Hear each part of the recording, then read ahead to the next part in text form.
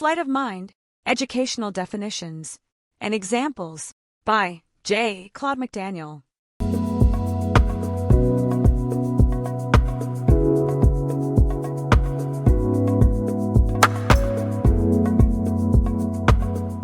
On the surface, it looked perfect. Vacations, gifts, luxury photos posted on social media. Look at how much they do for their family, people said. Such a generous person. But behind the front doors, in the empty bank accounts and unpaid bills, the truth was starkly different. Sarah, once an equal partner, now sat at the kitchen table, unpaid school fees in one hand, her own unopened birthday card in the other, realizing she had been living inside an illusion. The narcissist's money was never for them. It was only for himself. Sarah's story wasn't rare. It was textbook narcissistic financial abuse. The rules she didn't know she was playing by. Their money was theirs. Her money was theirs too. Family money? Only when it served their image. They bought dinners for co-workers, but sneered when she asked for help with groceries. They donated to charities with flashy galas, but left her scrambling to pay school fees. Grandiosity in public, neglect in private. Financial control soon became emotional control. Sarah faced constant scrutiny. Do you really need that? One-sided budgeting. Their spending went unquestioned. Hers was criticized. Guilt and gaslighting. If she mentioned feeling worried or excluded, she was told she was bad with money or ungrateful. When she finally stood up and asked for financial transparency, it triggered rage. Explosive, punishing rage designed to silence and shame. Sarah realized she wasn't just losing money. She was losing her voice. In the final years, marital funds were funneled into her partner's new business ventures. Educational courses for career changes were paid for from their joint savings, but she was still expected to cover household bills alone. Shared credit cards were maxed for work expenses, while she clipped coupons to afford groceries.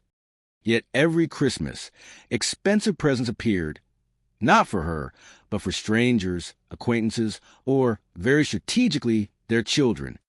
Asterisk, look how much I care, the gift seemed to say.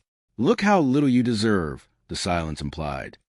Even after the divorce, the financial manipulation didn't stop. The children were used as messengers.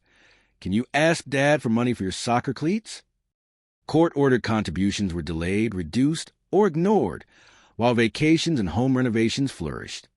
The ex-spouse installed a swimming pool and hosted lavish parties, painting an image of the better parent. And when Sarah questioned the fairness, the narrative was flipped. Asterisk, you always were bitter. Asterisk, you never supported the family. I had to do everything on my own. The greatest heartbreak came a decade later. During her child engagement party, old wounds reopened. A simple joke Sarah's ex had once approved, a harmless graduation speech, was now reframed as proof of lifelong emotional cruelty. Her child, unknowingly weaponized by years of whispered revisions, recoiled from her, blind to the truth that had once been laughter. Legacy theft had been completed, not through violence, not through courts, through the careful, relentless erosion of memory and trust. 1. Financial control is abuse. If you feel afraid to ask for money or guilty for spending, it's not just how they are, it's manipulation. 2. Start documenting everything. Keep a financial diary. Save receipts, bank statements, and proof of shared contributions or lack thereof. 3. Build quiet financial independence. Even small savings can build escape routes. Protect yourself legally with financial advisors and legal counsel. 4. Recognize grandiosity versus true generosity. If kindness is public but cruelty is private, it's about image, not love. 5. Prepare for the long game. Understand that financial abuse can continue after separation through your children. Set strong boundaries and, if necessary, reinforce them legally. One day, years later, Sarah sat in her modest but peaceful living room, watching old home videos. Her bank account wasn't huge. Her house wasn't glamorous. But for the first time in years, she smiled without fear of judgment. Her money was hers. Her peace was hers. Her life was hers. Money in the hands of a narcissist isn't just about wealth. It's about control, power, and rewriting history. But the truth cannot be bought. Your worth cannot be spent away. And your future cannot be stolen if you choose today to protect it. Financial autonomy is emotional freedom. Document it. Defend it. Own it.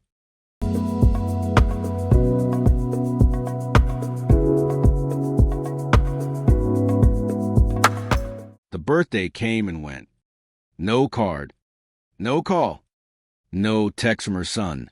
The son she used to tuck in every night.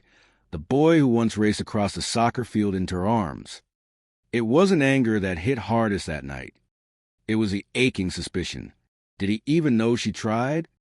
For parents like Emily, the battlefield wasn't just in courtrooms or lawyers' offices. It was hidden in mailboxes emptied before their child ever saw the letters. It was in unopened emails, deleted voicemails, and gifts quietly returned with sneering notes. It was in the silent wars nobody else could see, and nobody else thought to question. 1. Intercepting communication and mail. Emily sent birthday cards. Handmade, personalized, stamped with love and hope. But her ex-husband had quietly told postal carriers that she was estranged, that there was a court order forbidding contact. There wasn't. But the mail never arrived anyway. I thought you forgot about me, Mom. Years later, the words would slice deeper than any accusation. 2. Weaponizing gifts and gestures. Every holiday, Emily carefully selected gifts. Books her son loved, video games he wanted, trinkets with inside jokes they once shared. Sometimes the gifts disappeared altogether. Sometimes they were mocked aloud. Can you believe your mom thought you want this? Before better, flashier gift was presented in its place. The message was clear. Your real parent doesn't understand you. They don't care. You're better off without them. 3. Replacing parental identity. As the months rolled into years, another shift began. A new partner entered the picture, and with gentle encouragement, her son began calling him Dad. School records were updated. Family portraits were redrawn. Emily's role, once central, was rewritten into a footnote. The wounds Emily carried were not the kind that left bruises or scars. They were the kind that made her question, was my love ever enough? Did he ever even know I was still fighting for him? The pain was compounded by friends who said, maybe you just need space. Teachers who saw no problem because the surface looked calm. A community that judged what they couldn't see. It wasn't a public battle. It was a slow erasure, so quiet it sometimes made her doubt her own memories. If you are living in this silent war, remember, your gestures of love are never wasted, even when unseen. Your efforts are never meaningless, even when rejected. Every card, every call, every gift, every prayer, they leave breadcrumbs. One day, when the lies unravel and the child searches for their missing parent, those breadcrumbs will lead them back to the truth you never stopped living. Alienation doesn't always break hearts loudly. Sometimes it smothers them in silence. But no matter how long the silence stretches, love is never truly erased. Your love still echoes. Your truth still stands. Your presence, even unrecognized, still matters. Thank you for viewing Parental Alienation, Sleight of Mind by J. Claude McDaniel.